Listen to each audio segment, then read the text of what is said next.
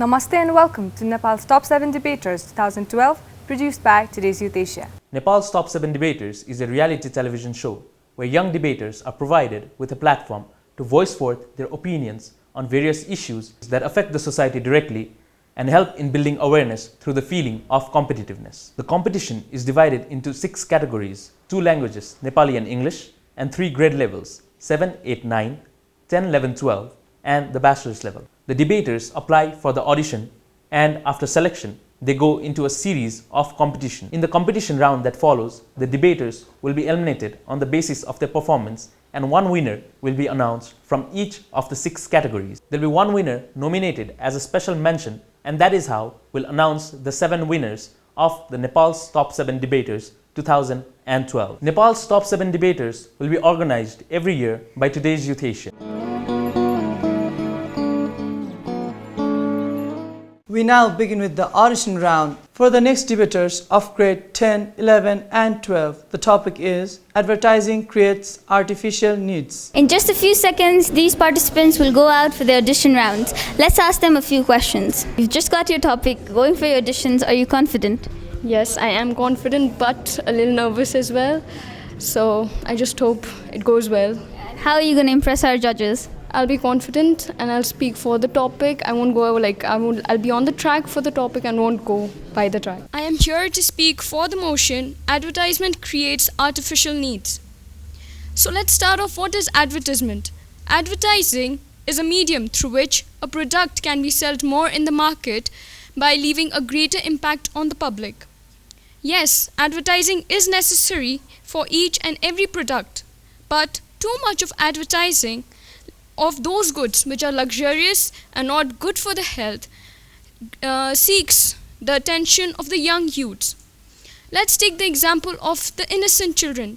They are so innocent that they don't know to differentiate between what is right and what is wrong. Seeing the advertisement of the products like junk food especially, they easily get attracted to these foods, and instead of eating healthy food, they crave for these junk foods.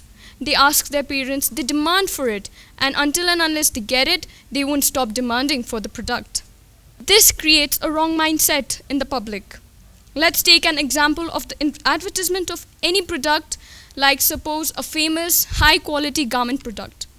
A person sees an ad of an expensive dress.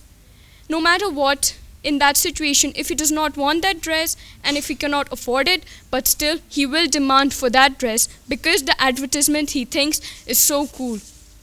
The entrepreneurs, in the name of earning money, they fail that the advertisement that they are creating can have a negative impact on the public.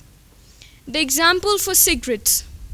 We know that smoking is injurious to health, but the advertisement of cigarettes leads to the attraction of the young youths. The youths of today suffer from lung diseases at so early age. Thus, I'm not arguing that advertisement is not necessary. Yes, it is necessary, but it should have a positive effect on the public. Thank you. Very nervous? Quite a bit. Quite a bit. Yamini, very clear, good points. You need to work very, very hard to be able to complete this contest. Okay, sir. I'll take you in. Thank you, sir. I would recommend avoiding generalization and working a bit more on your stage presence and trying again. Okay. Good luck. Thank you, ma'am. I hope you'll be able to come up with better arguments and more specific examples. Good luck. Thank you, ma'am. Alright, so how were your auditions? It was good. They said that I need to work a little hard and be clear with my points. Alright, so what are you going to do to impress the judges next time? I'll emphasis on more facts. I'll go through the facts of each of the current affairs that's going on, and I'll try to be clear next time. Alright. And are you confident enough to become one of Nepal's top 7 debaters? Yes, kind of. I am confident. We now begin with the first competition round of grade 10, 11 and 12 category, and the topic is Nepal should focus on Asia for economic prospects rather than relying on the West. Now I'd like to call on stage Yamini Kedia, and she'll be speaking against the motion. Given Nepal's history of economic ties with the Asian countries, one would not disagree that India, China and Japan make up the Asia for Nepal. India and China's involvement results in political involvement in the country, which results hurting the relation with the two. We can see the result of our currency being pegged to the Indian currency. History also has it that in the give and take equation with the neighboring countries, the give part is definitely considerable. The statistical points also point out that 70% of the total aid in 2010 came from the Western countries. Aid constituted 86% in 2004 of development expenditure. Germany maintains the biggest export market for the Nepali products. Thus, it's better to rely on the Western, which is superior in economic and technical efficiency. Thank you. Yamini, I think your overall presentation was very impressive. You made sir. very right references to Germany because that's the only country which is doing well in the Euro. You did well actually. Thank you. Sir. Yeah. Yeah, overall presentation very good. However, if you could try to speak from your heart, it would really add. I'll make it short. Thanks, time, sir. Very impressive. Thank you, sir. Let me call a few names in the front and we'll give the decision later on. Can I ask Monu to come in the front? Supriya, Yamini, Samiksha. We got Monu, Samiksha, Yamini, Supriya, Subhasri and Monica. We'll be seeing 6 of you in the next level. Congratulations.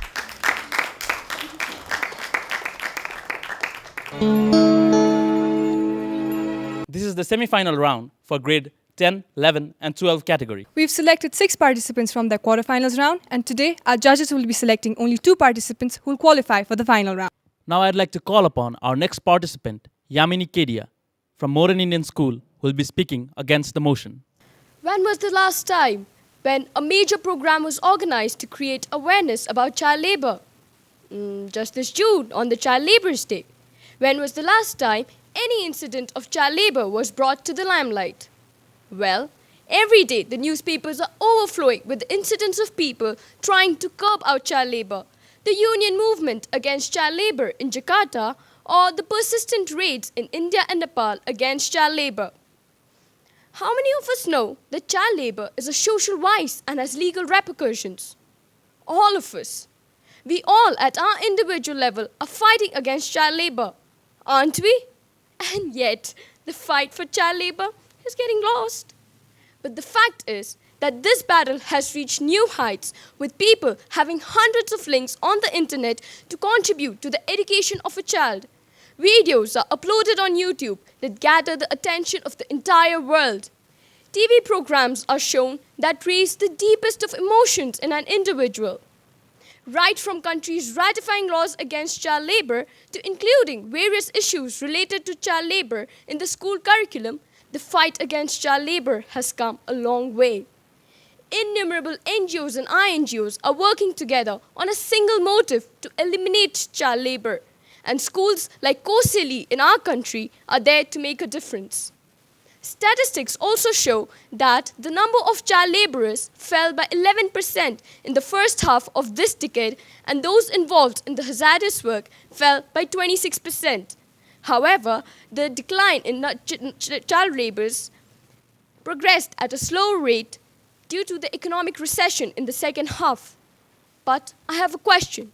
Isn't fighting poverty fighting child labor? Isn't fighting unemployment fighting child labor? For all we know that these are the main causes of child labor. At last, I'd like to finish by saying that this is a tough battle. It is not about numbers or percentage. It is about saving every child and saving their childhood. And the way this fight is continuing, that day is not far when every child will get back their childhood. And who knows, it might be 2016, the year set by ILO. Thank you. Yamini, much better compared to your audition and even the last time.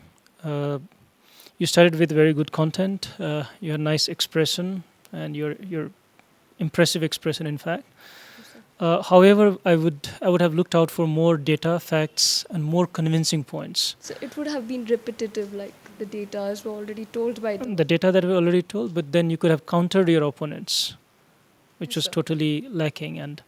But compared to your previous presentations, this is much better. This is the best performance you have ever given. Okay, Yamini, I like the way you opened the presentation, but the way you ended, like you have to little bit stress on the theme of your debate.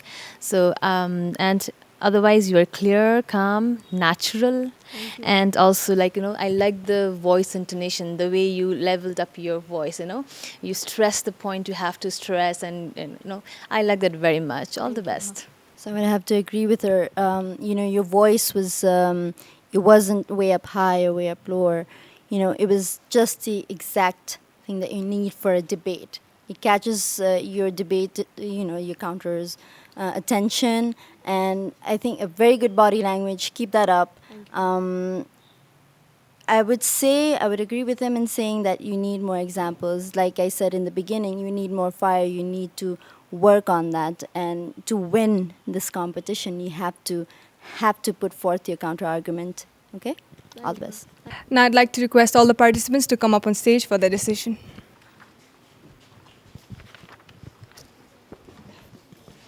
Ready for the results? This has been the most difficult group to judge so far. Right? It's because most of you have performed very well. Even then, we have the result. We have marked the highest. We have granted the highest marks to Monica Nirola. You can step forward. Second was very difficult because there was very similar marks with three of you. We had to pick one, and so we had to pick for the second for the finalist, Yamini Kedia.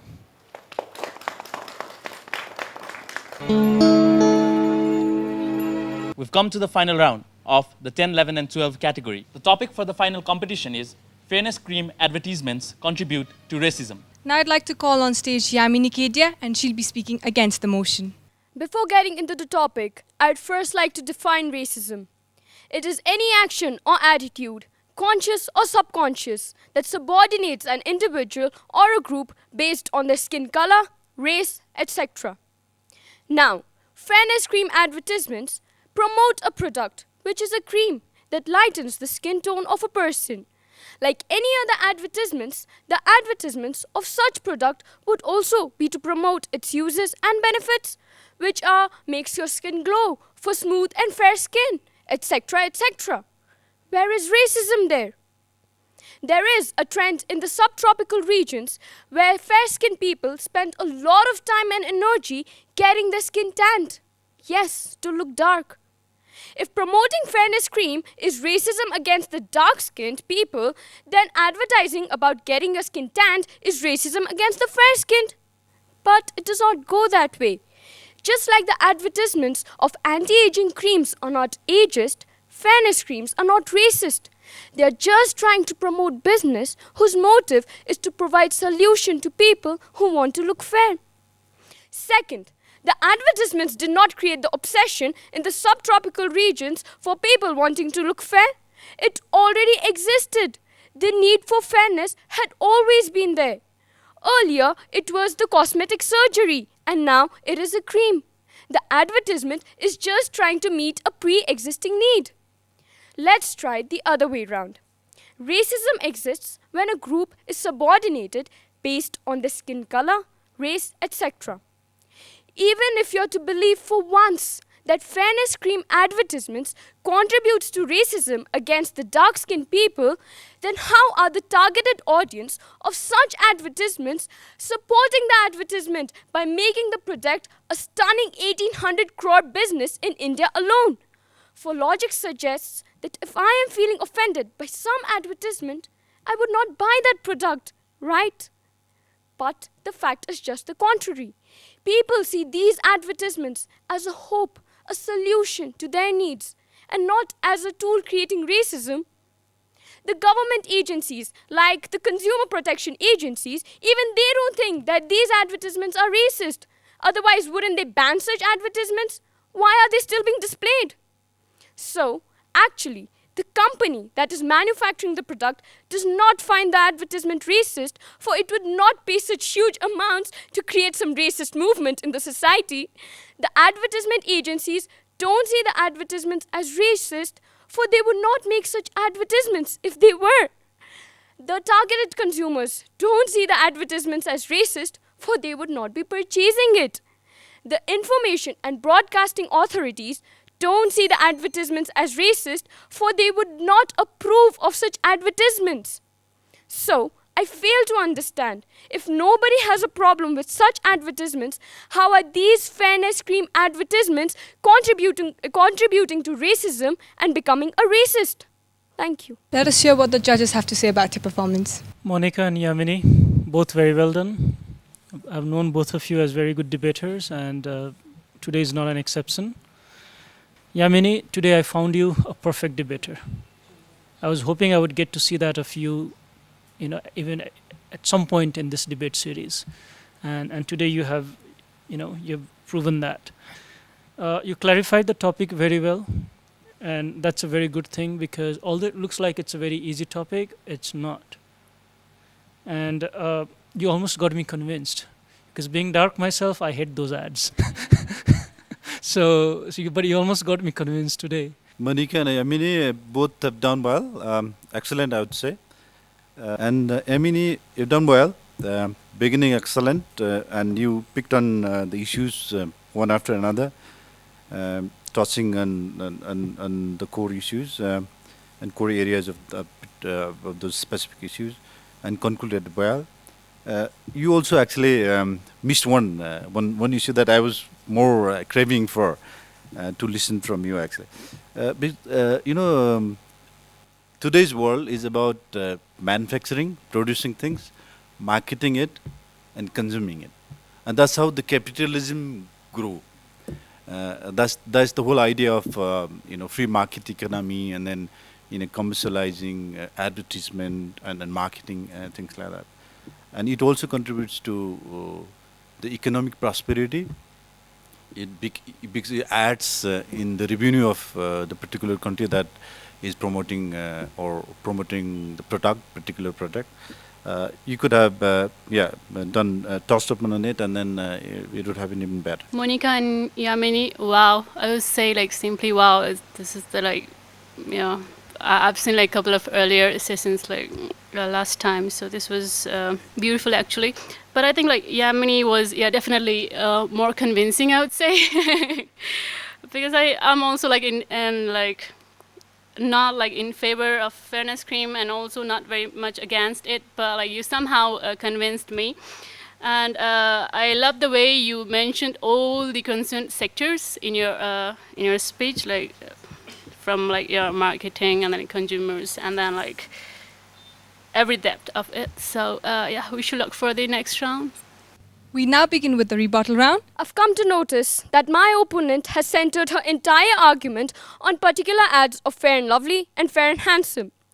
First, only a few fairness cream advertisements use the storylines that present the cream as changing the destiny of people, while the majority of the ads like Garnier, Nivea, Clean and Clear around the globe simply endorse the product on its usefulness basis. Now I assume that those majority of the ads have been justified as not being racist. Now the remaining few, the ones my opponent talked about. Let's take the example of a TV program, say Satyameva Jayate. This program showed cases of racism in the society and later offered solutions as to what all is to be done. If showing cases of social racism is racism, then that program should also be banned. What these fairness cream advertisements is doing is just saying that if your skin tone is problem in you getting ahead in life, here's a solution to your problem. It's not talking about that these fairness cream advertisements, it's necessary for you to use those creams. So I think I've justified that. Racism would be if the fairness cream advertisements urged people not to give opportunity to the dark-skinned people until and unless they use their product, which they are not. And today in this society, in this 21st century, the people are so aware that they will not tolerate racism. If all these fairness cream advertisements were contributing to racism, wouldn't they actually go against it? Wouldn't they ban? Wouldn't they go to the government agencies and protest that these fairness cream advertisements should be banned? May we have both the debaters on stage, and may I request the judges to speak about the final performances. Monica and Yamini, you both are very good debaters, and you proved that in the rebuttal round, and your rebuttal round was very good. This topic, as I said earlier, it's very easy topic, but it's a very difficult topic, and it looks like you had to struggle a bit with that. And something that I wish could have been brought up in today's debate is how politics and revolution is connected to racism, and how that is connected with the fairness cream advertisement. Like, are fair people superior? Are fair people successful? Are fair people winner? You know, because if you look at America, there you have white people, you have black people, and you have most of the immigrants who are in between. How does that relate to politics? 2008 election was a big context to that. If you look at our own culture in South Asia, a lot of marriages depend on your color skin. And this is a subcontinent which, Yamini, you mentioned it's a 1,800 crore business. You know, that many people using it, not anybody turning fair in 15 days at all. And people have been using it for 40 years. That's a very long time to come to a conclusion. So a lot of personal examples that could have been brought out. You know, the business component, you try to touch a bit on that, but that could have been one of the major focus. About if people see money in it, they will do it. I mean, people sell drugs, people sell women, people sell children, because there's money in it. So to make your argument more strong, these are some of the components that could have come out. At the same time, Yamini, you had a difficult position going against the motion, because the topic is very convincing towards 4. You did a great job on that. At the same time, you could have focused on rights to information, the concepts of consumerism. If you want to buy it, you have the freedom, you know. So it's basic things like human rights or civil rights, which sounds very heavy on the ears when we hear that.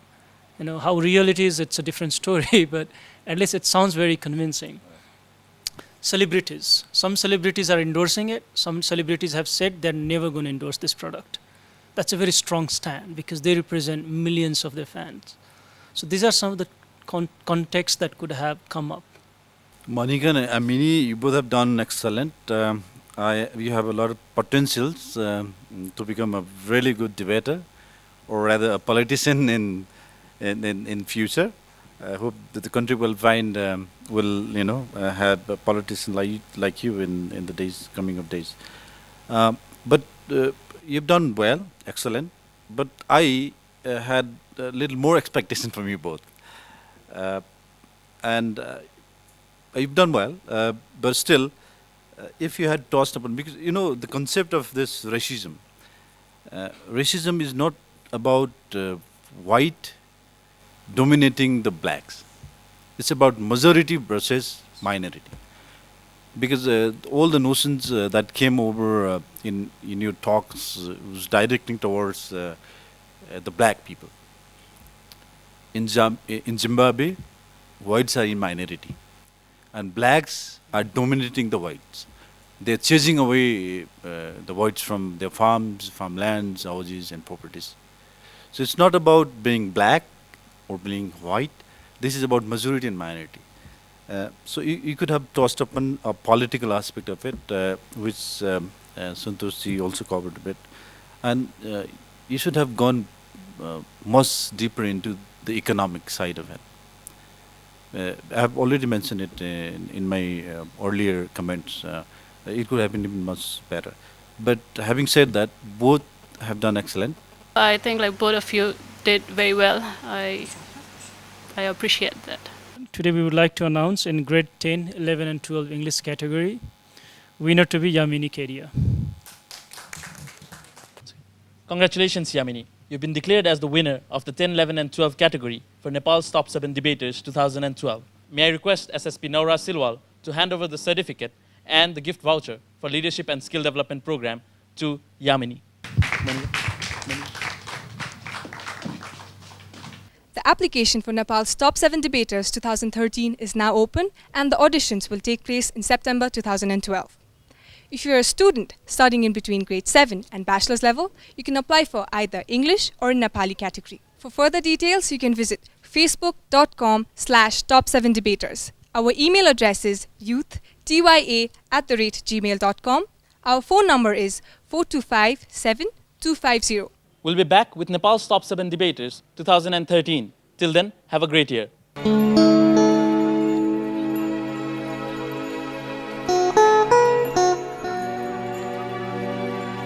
Thank you.